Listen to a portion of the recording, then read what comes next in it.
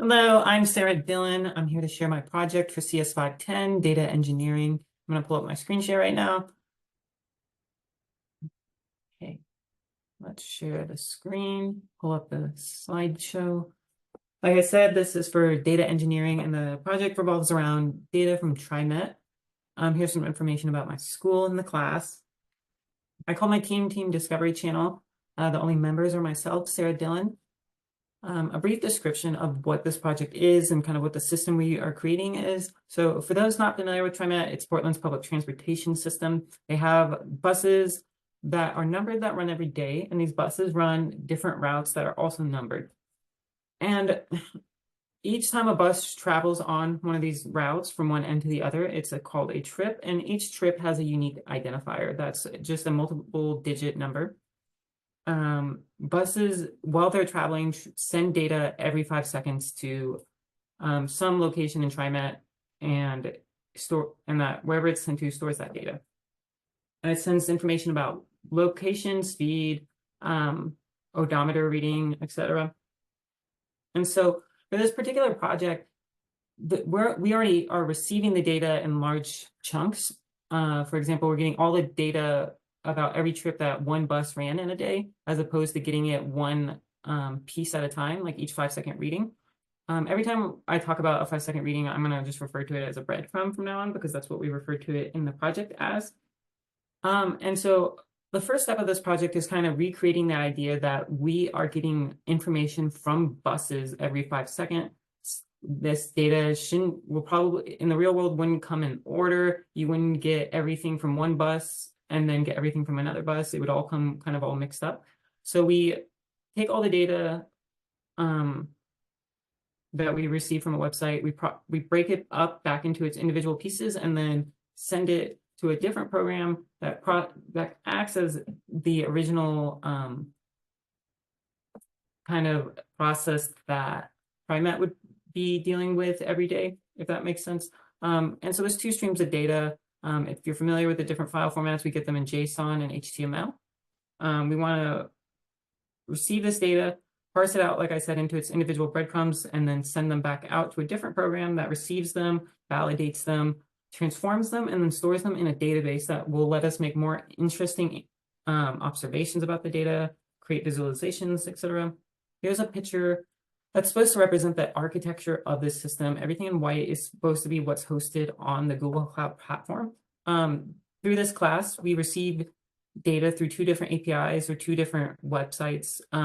We have the breadcrumb API, which are those individual bus readings that occur throughout the day. And there's a lot of them. There's about 300,000 every day. And then there's the trip event data, and there's about several hundred each day. They're both different formats, so they both need to be parsed different ways. So there's 2 different programs running on this virtual machine. Each program sends it to a different topic, which is just basically a repository that will just store those messages until some machine has the ability to process them. And in this project, I have a separate virtual machine that has 2 separate programs that are running continuously. And every time a breadcrumb comes from this machine, is posted into this topic, this subscriber will read it, process it, validate it, and then store it into databases or into different tables.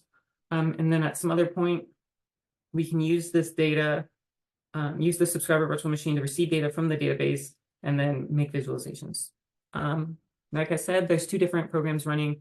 We have to do slightly different work based on whether the files are JSON or HTML. The HTML files have a lot of information that we don't need, and we're mostly just using that information to create a more complete picture of the buses, because the JSON files have most everything that we need aside from the route identifier number.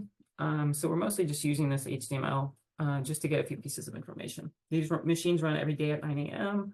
I also have logging that kind of displays. We'll send messages to a program called Discord that I have an app on my phone for, so I can check every day without logging into Google through my phone, just to make sure everything ran and kind of get an idea of how many breadcrumbs were processed on any individual day. The subscriber acts as if it's receiving that data live. Each time a breadcrumb is published, it processes it and then stores it. It makes sure nothing is malformed. We do a couple different validations. We make sure there's no negative numbers, there's no data that's missing. We do some validation based on how accurate the satellite data is, and we throw out anything that's deemed too inaccurate. We also changed the structure into something that we want it to be in. We renamed the column names into names that actually make sense to us. And then throughout the process, we save the data to a database. Every day, we get different amounts of data, which would make sense because there's different numbers of buses running every day and a different volume of trips. You can see here that Mondays generally have the highest average pieces of information processed, whereas Saturdays have the lowest. Throughout this quarter, we accumulated about 12.5 million pieces of data, which is a large bit of information over a relatively short period of time. And this wasn't even running every single day because there was days I had to stop just because I was working on a project and I make mistakes. We visualized the data by using the time the breadcrumb was received and the odometer reading. We calculate the speed from that, and then we use the GPS coordinates to plot it on a map. We use the speed that we calculated and we represent it with different colors, red meaning slower, green meaning faster. For my visualization, I wanted to show a bus route that was most affected by time of day or direction. So I wanted to see if the average speed that a bus had on any particular trip varied dramatically just based on the time of day. And then from that, I found this route. It's Route 58 that ran on January 24th at 10 a.m.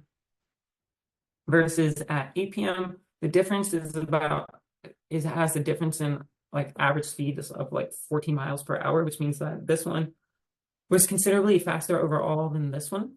And visually, you can see a little clearly based on just how many red spots there are versus the other one. Like here, you can see there's 1, 2. And this one, there's just this one tiny little dot.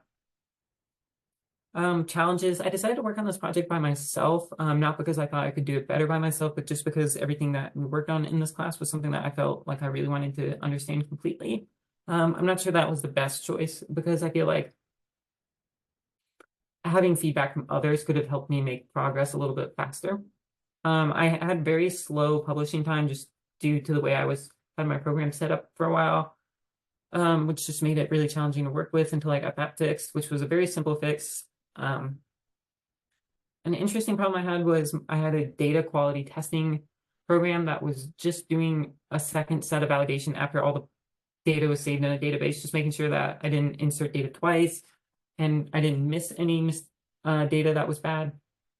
And it worked great up until there was about 6 million rows of data. And then it just became too slow and it would crash and just not work.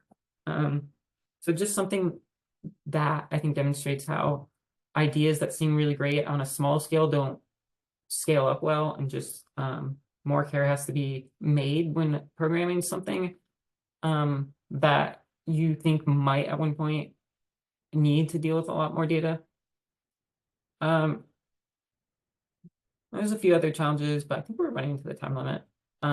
Thank you, TriNet, for the use of the data for this class, for putting it together. Thank you.